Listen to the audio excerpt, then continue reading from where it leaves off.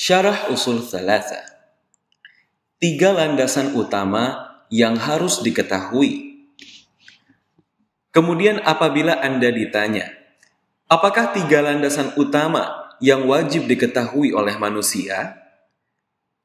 Maka hendaklah Anda menjawab, yaitu mengenal Tuhan Allah Azza wa Jal, mengenal agama Islam, dan mengenal Nabi Muhammad SAW.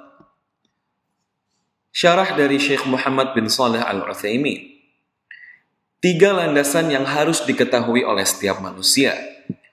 Usul adalah jamak dari aslun, artinya sesuatu yang di atasnya dibangun sesuatu yang lain. Contohnya, aslul jidar, artinya pondasi dinding. Aslus syajarah, artinya pokok pohon yang dari situ bercabang dahan-dahan. Allah Ta'ala berfirman yang artinya, tidakkah kamu memperhatikan bagaimana Allah telah membuat perumpamaan kalimat thayyibah seperti pohon yang baik, pokoknya kokoh dan cabangnya menjulang ke langit. Quran Surat Ibrahim ayat 24. 3 usul yang diisyaratkan oleh penulis rahimahullah adalah 3 pertanyaan pokok yang akan dipertanyakan kepada manusia saat ia berada di kubur, yaitu siapa Rabbmu, apa agamamu, dan siapa nabimu. Penulis rahimahullah mengemukakan masalah ini dalam bentuk pertanyaan agar manusia memperhatikannya dengan sungguh-sungguh. Sebab ini merupakan prinsip agung. Beliau mengatakan bahwa ini merupakan 3 prinsip yang harus diketahui oleh manusia, karena ketiganya merupakan pokok-pokok pertanyaan yang akan diajukan kepada seseorang saat ia dikuburnya. Setelah dikuburkan dan sahabat-sahabatnya meninggalkannya, ia didatangi oleh 2 malaikat. Kedua malaikat itu menundukkannya dan bertanya, siapa Rabbmu? Apa agamamu? Siapa nabimu? Jika ia mukmin, maka ia akan menjawab, Rabbku Allah, agamaku Islam, dan nabiku Muhammad. Adapun orang yang bimbang dan munafik akan menjawab, aku tidak tahu. Aku mendengar orang-orang mengatakan sesuatu, maka aku ikut mengatakannya. Mengenal Allah. Ada beberapa sebab yang menjadikan seseorang mengenal Allah, yakni ma'rifatullah. Memperhatikan dan memikirkan makhluk-makhluk Allah Azza wa Jalla. Ini bisa menjadikan seseorang mengenalnya serta mengenal keagungan kekuasaannya, kesempurnaan kekuatannya, kebijaksanaannya, dan rahmatnya. Allah Ta'ala berfirman yang artinya, dan apakah mereka tidak memperhatikan kerajaan langit dan bumi, serta segala sesuatu yang diciptakan Allah. Quran Surat Al-A'raf ayat 185.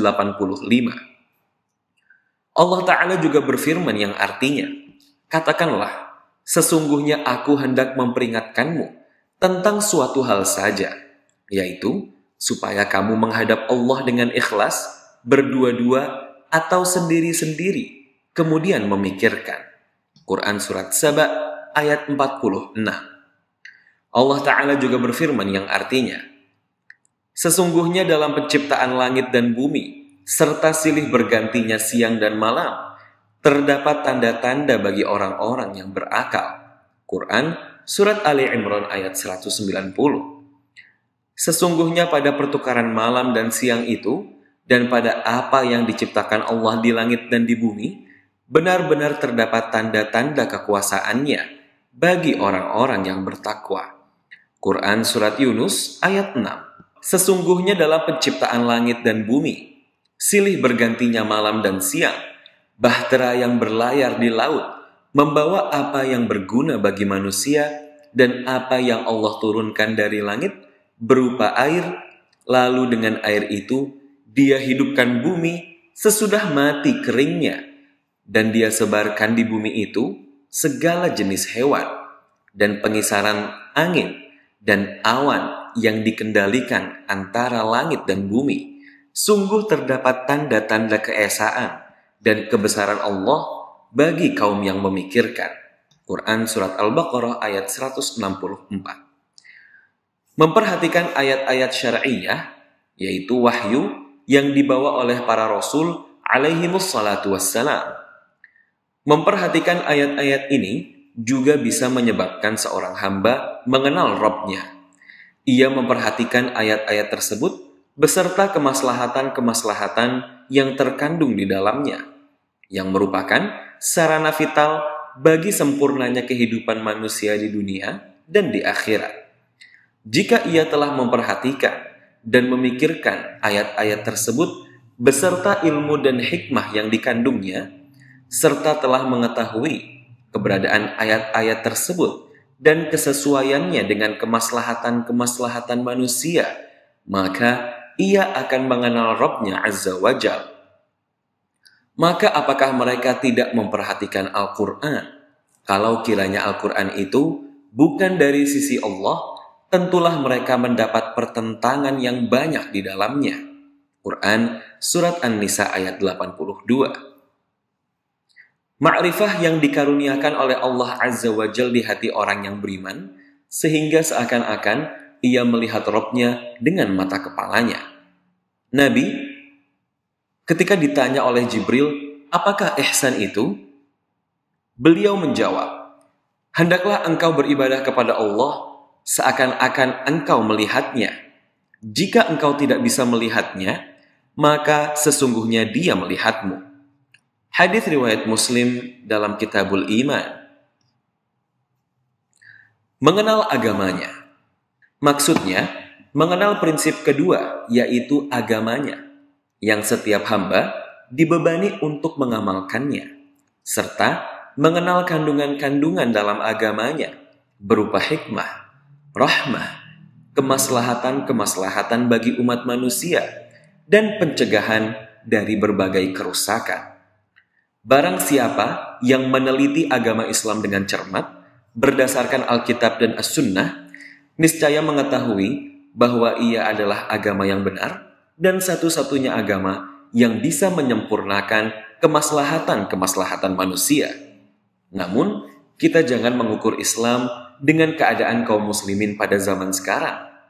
Karena kaum muslimin telah mengabaikan banyak ajaran Islam dan melanggar larangan-larangan agama yang besar. Sehingga orang yang hidup di tengah-tengah mereka, di sebagian negeri Islam, merasa seakan-akan hidup di sebuah lingkungan yang tidak Islami.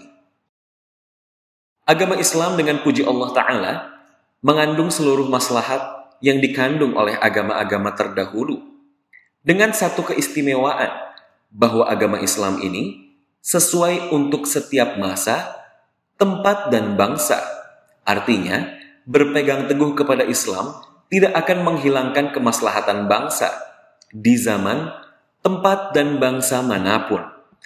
Agama Islam memerintahkan setiap amal soleh dan melarang semua perbuatan jahat, memerintahkan semua akhlak mulia dan melarang semua akhlak tercela.